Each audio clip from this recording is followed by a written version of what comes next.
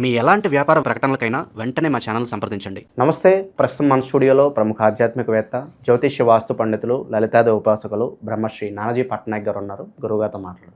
నమస్కారం గురువు. శ్రీమాత్రే నమః.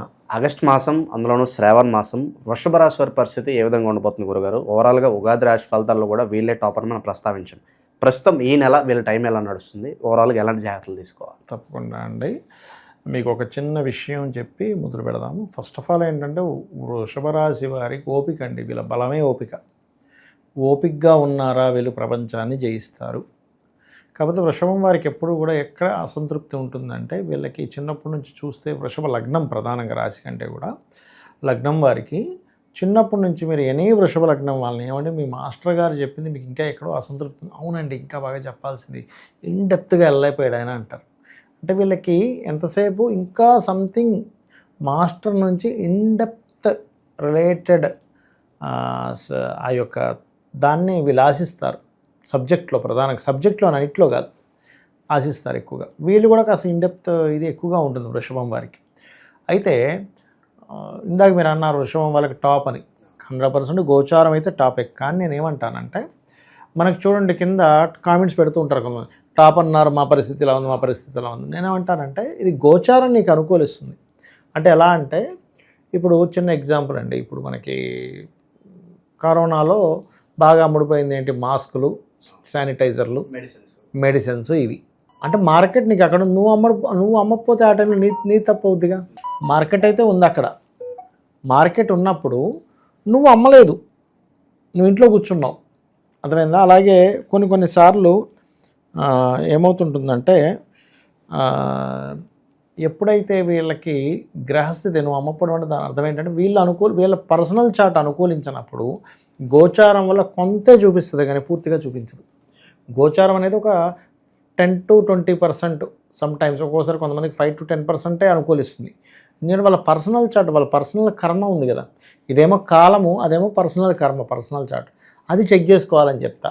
అది చెక్ చేసుకొని అక్కడ ఏమవుతుంది, వాళ్ళకి ఎందుకు మనీ రావట్లేదు, వాళ్ళకి ఎందుకు ఉద్యోగం రావట్లేదు, వాళ్ళకి ఎందుకు ఎంత శ్రమిస్తున్నా గుర్తింపు రావట్లేదు, ఇది వాళ్ళు చెక్ చేసుకోవాలి. అప్పుడు they will become top position. But గోచారం మాత్రం మీరు ఇందాక అన్నట్టుగా 100% సపోర్టివ్గానే ఉంది. ఎందుకంటే ఇక్కడ లగ్నాధిపతి ప్లస్ ధనాధిపతి, ధనస్థానంలో ఉన్నారు ఇద్దరు వెళ్ళి. ధనాధిపతి వక్రించి కూడా వస్తున్నాడు ఆయనకి. అంటే ఏమిటి, ఇక్కడ 100% ఫైనాన్షియల్గా సపోర్టివ్గా ఉన్నాయి, ఇంకా అందులో ఎటువంటి డౌట్ లేదు. కాకపోతే ఇక్కడ 3లో బుధుడు వక్రించినప్పుడు వీళ్ళు ఏదైనా మాట్లాడేటప్పుడు సరదాగా మాట్లాడే మాట కూడా వీళ్ళకి రివర్స్ అవుతుంది. ఈ విషయంలో జాగ్రత్తగా ఉండాలి. ప్రధానంగా మకరం వారు అండ్ వృషభం వారు ఇద్దరు జాగ్రత్తగానే ఉండాలి. ఎందుకంటే మకరం వారికి 3లో శని వక్రి, వృషభం వారికి బుధుడు వక్రి. అంటే వీళ్ళతో సరదాగా అంటారు, అవతల వాళ్ళు ఆ విషయం తీసుకుని హట్ అయిపోతారు. వీడికి ఎందుకన్నారా బాబు అనవసరంగా అనిపిస్తూ ఉంటుంది.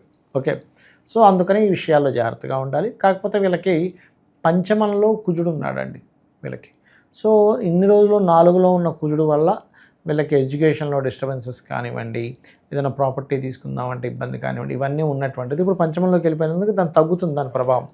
కాకపోతే ఖర్చుల వల్ల కాస్త ఎక్కువ ఆలోచనలు ఎక్కువ పడుతూ ఉంటారు వీళ్ళు. అబ్బా ఏమిటి ఖర్చులు, అది కూడా ముఖ్యంగా పార్ట్నర్స్ కోసమో, జీవిత భాగస్వామి కోసమో, సంతానం కోసమో ఎక్కువ ఖర్చు పెట్టవలసిన పరిస్థితి వస్తుంది.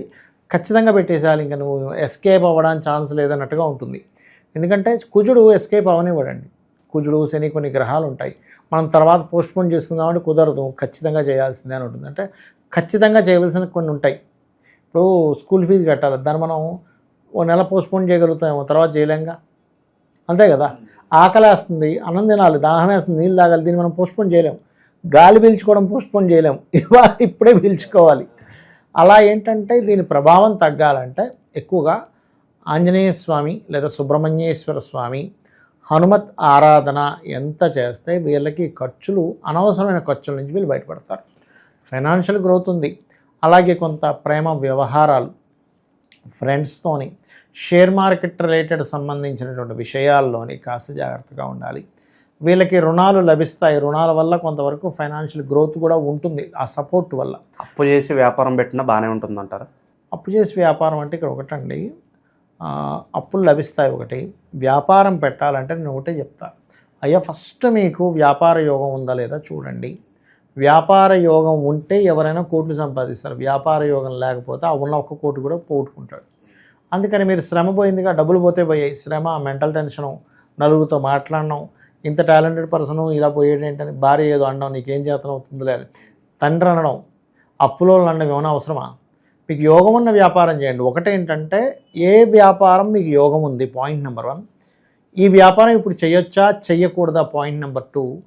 ఈ వ్యాపారము ఇతనికి కలిసి వస్తుందా లేదా. కలిసి రాని వ్యాపారాన్ని చేయకూడని సమయంలో చేసి నష్టపోవడం కంటే కూడా ఆ వ్యాపారం కాకుండా ఏది కలిసి వస్తుందో అది చేసుకోవడం బెస్ట్. అది మీకు పనికి వస్తుందా లేదా. అందులో బిజినెస్ కొన్ని ఎలా ఉంటాయంటే సర్వీస్ ఓరియంటెడ్ ఉంటాయి, కొన్ని ఏమో ప్రోడక్ట్ ఓరియంటెడ్ ఉంటాయి. ప్రోడక్ట్ ఈజ్ ఆల్వేస్ అది వేరు, సర్వీస్ ఈజ్ డిఫరెంట్. కాబట్టి ఇది ఈ పర్టికులర్గా చూడాలి, అదొకటి. ఇంకోటి ఫ్రెండ్స్, షేర్ మార్కెట్, ప్రియుడితోనూ గొడవలు ఇవి ఉన్నాయి, కొంచెం జాగ్రత్తగా ఉండాలి. పిల్లలతో కూడా ఒక్కోసారి స్ట్రెస్ ఉంటుంది. కాకపోతే సంతానాన్ని కొంచెం స్ట్రెస్ పడైన విదేశాలకు పంపించే ఏర్పాటు చేస్తారు, అటువంటివి ఉన్నాయి చక్కగా వృషభం వారికి. అలాగే వ్యాపారం ఒక్కటే కాదు, ఉద్యోగం కూడా చేయాలి. అది కూడా ఇక్కడ కాదు, విదేశాల్లో చేయాలనే ప్రయత్నం. ఎందుకంటే దశమంలో రాహు ఉన్నాడు. ఎప్పుడైతే దశమంలో రాహు ఉంటాడో ఉద్యోగంలో, ఇప్పుడు చూడండి మనకి అమెరికా, యూకే, ఈ కంట్రీస్లో, యుఎస్ఏ లాంటి కంట్రీస్లో ఉద్యోగాలు లేక ఉన్న ఉద్యోగాలు తీసేస్తున్నారని చాలా బాధపడుతున్నారు. అలాంటి సమయంలో ఎలా ఉంటుందంటే ఉద్యోగం వస్తే అమ్మయ్య నా అంత అదృష్టవంతుడు ఇంకెవడూ లేడనిపిస్తుంది, చూసారా. అలాంటివి కొన్ని మిరాకిల్స్ వీళ్ళకి జరుగుతాయి, ముఖ్యంగా విదేశాల్లో ఉద్యోగం చేసేటువంటి వారికి. గుర్తుపెట్టుకోండి, ఎందుకంటే రెండులో ఉండే రాహువు రెండులో ఉండే గురువు దశమంలో ఉండే రాహువుని చూస్తున్నాడు. అంటే 2 మీద రాహు దృష్టి ఉంది, 159 యాక్సెస్లు ఉంటాయి అట్లా. కాబట్టి ఇది బాగుందని చెప్పుకోవచ్చు. కాకపోతే ఏంటంటే చేస్తున్నటువంటి ఉద్యోగంలో కాస్త ఓవర్ టైం చేయాల్సి రావడం, వాళ్ళు అంత తొందరగా రికగ్నైజ్ చేయకపోవడం లాంటివి కొంచెం బాధాకరమైనటువంటి విషయాలు ఇస్తూ ఉంటాయి. 16వ తేదీ తర్వాత గవర్నమెంట్ నుంచి రావాల్సినటువంటి కొన్ని ఫెసిలిటీస్ కానివ్వండి, కొంతమంది గవర్నమెంట్ ఉద్యోగం చేస్తుంటారు, వాళ్ళకి కొంతవరకు ఏదైనా, ఇప్పుడు చూడండి వాళ్ళకి కొన్ని క్వార్టర్స్, వెహికల్స్ అలవెన్సెస్ ఉంటాయి, అటువంటివి రావడము. హాస్పిటల్స్ లేకపోతే క్లినిక్స్ సొంతంగా పెట్టుకోవాలనుకునేటువంటి వారికి ఆగస్టు 15వ తేదీ నుంచి అనుకూలత ఏర్పడము, ఇటువంటివి ఉంటాయి చెప్పాలంటే. సో బదిలీలు ఏమన్నా ఉంటాయా, స్థానచలనం కలిసి వస్తుంది అంటారు? స్థానచలనం అంటే ఒకటండి, వీరికి ముఖ్యంగా ఉద్యోగం కోసం మార్పులు అయితే చూపిస్తున్నాయి కొంతవరకు. అలాగే వీరు ఎట్టి పరిస్థితుల్లో 11, 12 తేదీలు ఉద్యోగంలో చేసే అగ్రిమెంట్స్ కొన్ని ఉంటాయి. మీరు 2 years ఉండాలని రాస్తాడు, అందులో ఏంటి కండిషన్స్ గుడ్డిగా పెట్టేయకూడదు. కండిషన్స్ క్లియర్గా చదువుకోండి. వాళ్ళు ఏదో అనుకుంటారని మీరు చదివితే ఈయనకి ఇంత అనుమానం అనుకుంటారని అనుకుంటే మీరు ఇబ్బంది పడతారు తర్వాత.